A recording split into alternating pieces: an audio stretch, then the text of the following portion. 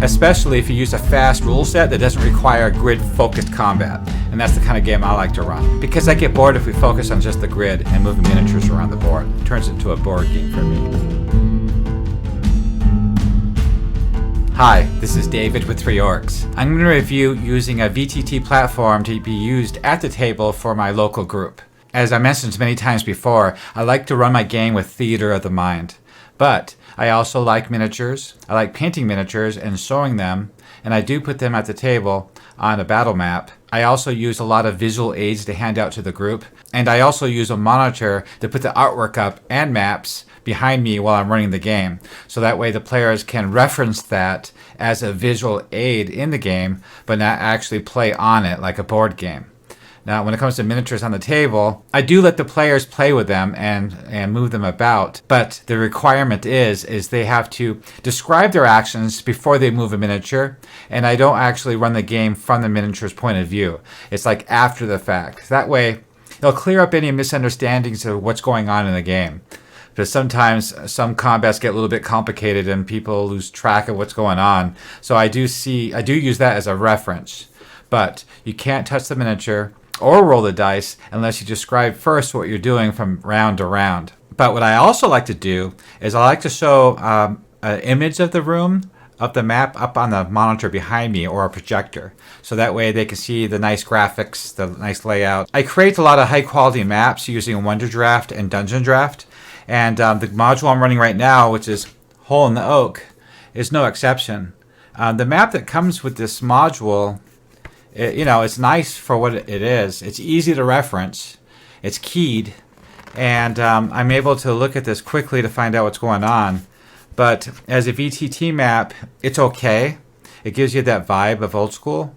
But I feel that I don't always have that age group at my table. And I know, if I make a map that's good enough, that's nice, that the players appreciate it. For the longest time, about 4 or 5 years now, I've used Fantasy Grounds.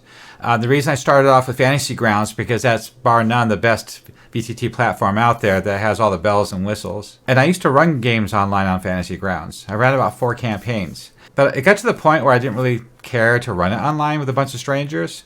I felt like it was a chore, like I was doing a job for people that didn't really know me, and compared to being at a table with friends I know. And it's more personable. The players become more engaged, and you get to see your body language and the way you speak and how you present the game is much better in person than through a camera. But I found that Fantasy Grounds was extremely complicated. There's a steep learning curve, and I did master it, and I made some YouTube videos about it, running Castles from Crusades. And you'll see those in my playlist too. I used it for all sorts of things, from keeping track of spells and spell effects and effects on characters, and tracking initiative and having unique tokens on the board. So you can place all the NPCs, the players, and the monsters in the game, so you could play that online. And what I realized is it turned the game more into a board game. It became more tokenized, codified, like 3rd edition, 4th edition, and 5th edition. Those systems are geared for that kind of play. But I play more of a theater of the mind style of gaming, where they actually describe their actions, and then I describe what happens to them, and then they describe what they're going to do.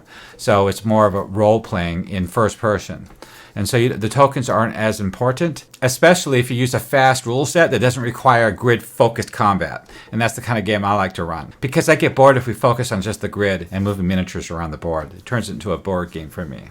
So this module right here, A Hole in the Oak by Old School Essentials, written by Gavin Norman, is a wonderful game that's fast-moving, very exciting, very interesting. On the back, the description of the module is, a hole in the oak tree leads characters down a maze of twisting, root-riddled passageways, the chambers of an ancient wizard complex, and banks of underground river where once a reptile cult build their temples. In the old school vein of dungeons and modules, the rooms are all interesting. They're unique. Every encounter, every monster, every trap, every treasure is unique with steep lore, a lot of flavor. And so when the players are going through this, So when I'm running the players through this, they're fascinated from room to room. They're curious. They want to know what's beyond that door, down that hallway, what's going on with this room, what's up with that rug. Unique monsters they come across that have strange ways of behaving, or they look different, and to a point where the players don't really recognize them. They don't know what to expect, especially with the deadly version of this game where you're dead at 0 hit points. Now back to the point of visual aids. The artwork in this module is old school and fun and great. A lot of people appreciate this kind of artwork. It engages the imagination like old school D&D or traditional Dungeons & Dragons used to do, to a point where players get more invested into what's going on and the actual atmosphere of the dungeon. So what I do is I like to show that artwork on screen. But in the old days, we used to print it up and go through a lot of printer paper, a lot of money, and then pass them around the table. But nowadays, we have so much artwork to share that you're going to have this big, huge folder full of artwork. And at the table, you're going to be like rifling through it, trying to find that right piece of art to show to the player. I find it so much easier just to put it on the drive of my laptop, connect it to a monitor behind me, and then just put up the artwork as they come to that room, to that scene, or meet that monster.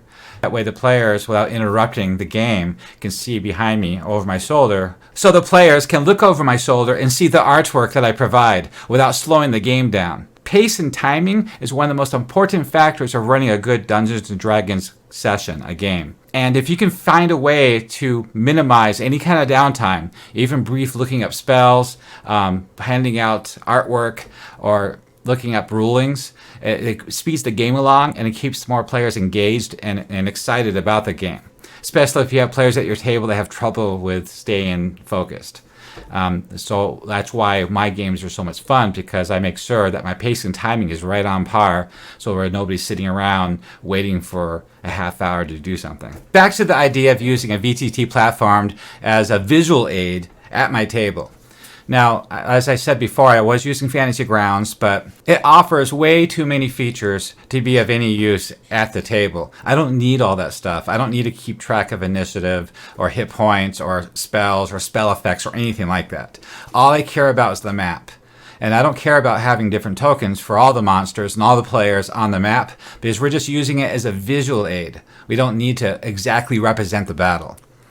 If they really want to do that, as players, they're welcome to move the miniatures all they want on the battle map. I don't really focus on that too much, but I do refer to it in case there's confusion. D&D had a huge impact on my life. I started playing in grade school after Star Wars came out in 1977, where I started a gaming club that led to D&D. At the time, I would be found in a classroom, keeping my head low, buried in a fantasy book. The D&D Blue Box set changed and consumed my life. Quickly after that, I bought the AD&D Player's Handbook by Gary Gygax, which had a massive influence on me. I highly recommend these books to read. Rise of the Dungeon Master, Gary Gygax and the Creation of D&D by David Kushner and Corinne Stadmy. This graphic novel is a quick read, and it is a brief glimpse into the life of Gary Gygax, the creation of D&D, the controversy, and the effects that the game had on pulp culture and many lives that it touched. The next book is Empire of Imagination, Gary Gygax and the Birth of Dungeons & Dragons by Michael Whitwer. I found that this biography is a series of fictional vignettes about events in Gary Gygax's life, loosely connected by nods at context, which is more of a inspired by true events story than an actual biography. And the last one is Of Dice and Men, the story of Dungeons & Dragons and the people who play it by David Ewalt. This was a fun read about the history of Dungeons & Dragons. The author injects that some scenes from one of his own D&D campaign, which I liked, but sometimes it strayed a little bit too far from the subject and covered a lot other role-playing games. I was really happy to identify with a lot of the scenes in this book, and not just from playing the game. You can find my affiliate links down below. After a lot of research, I came to Owlbear Rodeo. It's a simplified VTT platform that doesn't require a lot of learning how to use. You quickly upload some maps, you add some fog of war to it, put a couple tokens on there, and you're ready to go. All you need, though, is a monitor, and you need 2 different browsers. So let me go ahead and show you what I have here. As you can see, this is a map of the Hole in the Oak I created with Dungeon Draft. This is the player's view, because I'm using Fog of War, and I was able to apply this Fog of War quite easily and quite fast. And I had this prepared beforehand. Now, the players are this token is a general, like a pointer. A laser pointer could do the same thing. You just point it at the screen and everybody can see what you're looking at. Or the token could be used as that too. It's just an idea of where the party is in general. Sometimes I'll use a second token in case there's some confusion, like maybe a party member separated from the party, or maybe it's a monster or something. But usually I don't do that unless they really need to know exact positioning, and I'll reference it real quick. But I usually don't do it because I'd rather just describe it. So this is the glade outside the hole in the oak. It's full of vegetation, mushrooms and shrooms and fairies and lights and incandescent lights swirling around like a perpetual day in spring. I have an entire narrative description of this location. Then I ask the party what they're going to do next. And usually one or two will approach the hole, and I'll go ahead at this point. I'll reveal what's in that hole. Then I will reveal what's in that hole after they look down. I have another screen that's open on my laptop that's for the Dungeon Master only. And I'll go ahead and click that off. And the fog of war is now revealing the tunnel down below. The white sand as described in the hole in the oak. And so the party members will all climb down and roleplay that out, describing their actions. Maybe somebody will fall. When I create my fog of war, I usually try to tell in advance how far anybody in any particular room can see with a lantern or a torch. And I figure they can see that far with a natural light above from the hole in the oak. But when somebody strikes up a torch, then I can go ahead and light up farther along. You can cover as much of these tunnels as you want with separate fog of war areas. Now this other part that I reveal here is more if they actually come down here, they can see a little bit farther. And then if they get into the intersection and look hard to the left or hard to the right, sometimes I'll display a little bit more, and I'll describe what they can hear too, just like the module describes. So if they're looking left, I'll go ahead and reveal farther up the way to see what they can see as far as their lantern or torch can go. So I keep it really simple. I could have drawn the lines a little bit tighter with my fog of war, but I just sloppily put them down for this because I felt like it's not important. It's not a VTT game where you're playing online. It's just you got to remember, I'm just using this as a visual reference up on the screen behind me. That's all I'm using it for. And so the party members will investigate to the left. They hear the roaring river or the wind in the distance, so that gets them curious. And that green glow to the right of the roots scares them a little bit, and they feel that warmth coming down the tunnel. So most of the time, it's just really funny, every group I've ever run in always goes left first. So I will go ahead and describe what they see until they get far enough to where the torch can see further. And so when they get down there, I'll go ahead and I'll unveil some more. And so I always describe things or let them hear something or smell something before they get there. It's part of a tell in the game. You don't want somebody just walking into the room then dealing with the room. In this game, you could wind up dead that way. All of a sudden, oh, there's an ogre, he kills me. Oh, that's great. No, you need to telegraph what's happening before you get there, especially if they're moving carefully. So like 10, 15 feet away before they get to the room, their light spills forth into the room. They can see further, or they're using dark vision. And I made sure I drew my fog of war just far enough into the room where they can see from farther back. And so I describe what they can see so far, which is the rug. And then when they get closer into the room, and then when they get closer in the room, a little bit farther up, I'll go ahead and unveil some more of the room that they can see. So as they get closer, sometimes they stop and they want to do something or discuss among themselves. And as they get closer, I start unveiling some more. You notice that these sections are different fog of war areas. And when they get even closer into the room, they can see across the room, I'll unveil that area. And then they'll see that there's a tunnel that keeps going, and a tunnel going to the right. And the map I have on the left is not very well defined. You have to look really close to be able to see it. If I were to draw this again, I would make that door bigger. So if they decide to move more into the room and they're in the room, what I could do is open that door for them. And to do that, I go to the Dungeon Master's map and I open up the door for them. And there you go. Which is all it is a different section of Fog of War. It's not a door you open. Not like Fantasy Grounds where you open the door, open a window, and it reveals beyond. It's just another section of Fog of War that you unveil. It's simple. And they see that room. And then if they want to close the door and you as a dungeon master want to get rid of it, you can just turn off that Fog of War again or turn it back on. And if they're looking down that hallway, and you as a dungeon master think, okay, they can see that far, you can go ahead and unveil that too. And if you want them to see farther up the tunnel because of where they're located at, you're welcome to show that as well, as far as the light goes. And there's another problem here. See the door? So if I were to draw this map again, I'd make these doors a lot more pronounced, so that way they can easily see it. This is the basics of Fog of War I used at the table, on the screen, on a projector, or a big 55-inch monitor. So you must remember, this is important, for you to use Owlbear Rodeo on one computer and then display it, the player side, on another monitor. It could be a projector or a big TV set, whatever it is, a portable monitor. It's got to be two different browsers. So I have my main Dungeon Master screen that you see here on Firefox, and then I have the player side that you saw earlier on Internet Explorer. You have two browsers. The browser I used for the DM screen, I use Firefox. And then I'll go ahead and send an invite to another browser like Internet Explorer, Microsoft, and that'll be displayed on another monitor. And that'll be the player screen. So what you're looking at here is my Firefox screen. And this is the Dungeon Master side of things, so you can see everything. And if I click on like an area that I made Fog of War, see the white outline? Those are the different Fog of War screens I made. You can turn it on and off like that. And so if I want them to see that, they can look at it that way. If you want to look down the hallway, you can click it on and off. And so you see these doors? There's no door in this program. That's why how much simpler it is compared to Fantasy Grounds. All you gotta do is click on it, and you can turn it on and off.